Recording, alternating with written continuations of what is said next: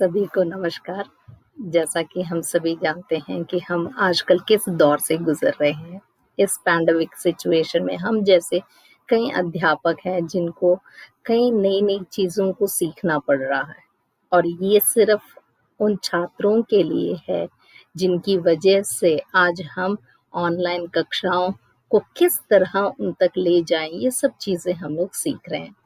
तो तभी मैं इस दौरान सोच रही थी कि ऐसे कई अध्यापक हैं जिनके मन में ये प्रश्न उठता है कि ये जो वर्चुअल टीचिंग ये बेहतर है या क्लासरूम में जो हम लोग पढ़ाते थे वो पद्धति बेहतर है। तो एक बार हल्की-सी हम लोग इस पर नज़र डालते हैं। जैसा कि हम सभी जानते हैं कि जो टीचिंग लर्निंग प्रोसेस है वो आजकल इस आधुनिक दौर में 2 तरीके से किया जा रहा है। एक तरीका हो गया जो क्लासरूम में हम लोग कर रहे हैं और एक दूसरा अब जो नया पद्धति है ऑनलाइन शिक्षा उसके द्वारा हम बच्चों तक पहुँच रहे हैं। तो यहाँ पर एक सबसे बड़ी जो बात आती है कि हम इस ऑनलाइन शिक्षा को बच्चों तक कैसे पहुँचाएँ? इससे पहले हम लोग क्लासरूम टीचिंग के फ़ायदे क्या हैं, एक बार इस पर नज़र डाल लेते हैं कि क्लासरूम के अंदर क्या होता है कि जो बच्चा है वो कोलैबोरेटिव लर्निंग के थ्रू जो है अपना शिक्षण का कार्य करता है, वो सबसे मिलता है, चर्चाओं में भाग लेता है, क्विज़ेस में भाग लेता है, अपने विचारों को प्रस्तुत करता है। दूसरी बात हो गई कि स्टूडेंट्स स्टिम्युलेटेड यानी कि जो एक अध्यापक और छात्र के बीच का जो रिश्ता है, वो हमें क्लासरूम टीचिंग में देखने के लिए मिलता है। अध्यापक हर बच्चे के भावों को समझता है, उससे आसानी से जुड़ पाता है, जो हम लोग कहते हैं ना फेस टू फेस इंटरैक्शन, वो चीज़ हमें क्लासरूम टीचिंग के अंतर्गत देखने को मिलती है। तीसरी बात हो गई, अध्यापक को पता होता है कि बच्चे का स्तर क्या है और उसके स्तर तक हम कैसे पहुँच सकें। क्योंकि एक कक्षा के अंदर निम्न स्तर वाले बच्चे होते हैं, स्लो लर्नर्स होते हैं और फास्ट लर्नर्स होते हैं। तो ये एक अध्यापक के हाथ में होता है कि वो बच्चों तक कैसे जुड़े।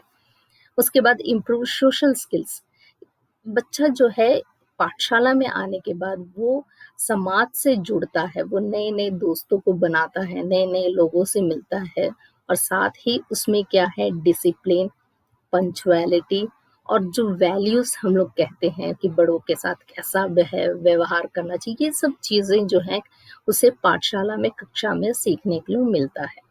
अब 5वीं बात हो गई कि पर्सनैलिटी या बिल्डिंग स्किल्स यानी कि किस तरह हम कम्युनिकेट करें, इंटरैक्शन करें, कम्युनिकेशन स्किल्स को कैसे बढ़ावा दिया जाए, ये सब चीज़ें वो क्लासरूम टीचिंग के अंतर्गत सीखता है।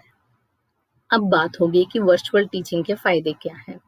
वर्चुअल टीचिंग का सबसे बड़ा फ़ायदा है फ्लेक्सिबिलिटी, यानी कि छात्र जो है कहीं पर भी, किसी भी जगह, किसी भी समय बैठकर वो अपना अध्यापन का कार्य कर सकता है।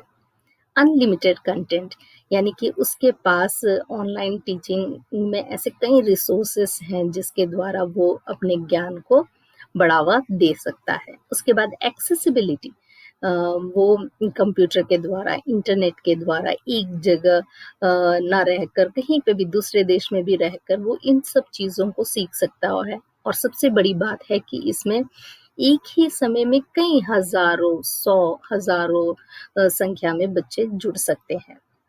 ये बात हो गई वर्चुअल टीचिंग के फ़ायदे की। अब वर्चुअल टीचिंग में कौन-कौन से तरीके हैं?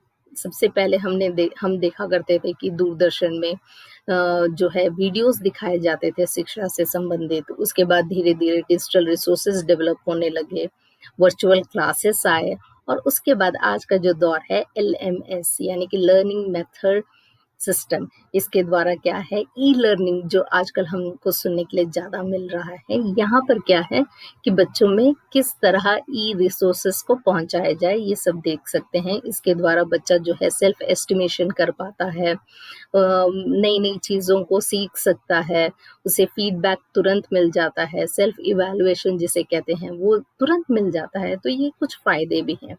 लेकिन मैं दोनों ये कह सकते हैं कि हम लोग जो क्लासरूम टीचिंग है और वर्चुअल टीचिंग है, ये एक ही सिक्के के 2 पहलू हैं।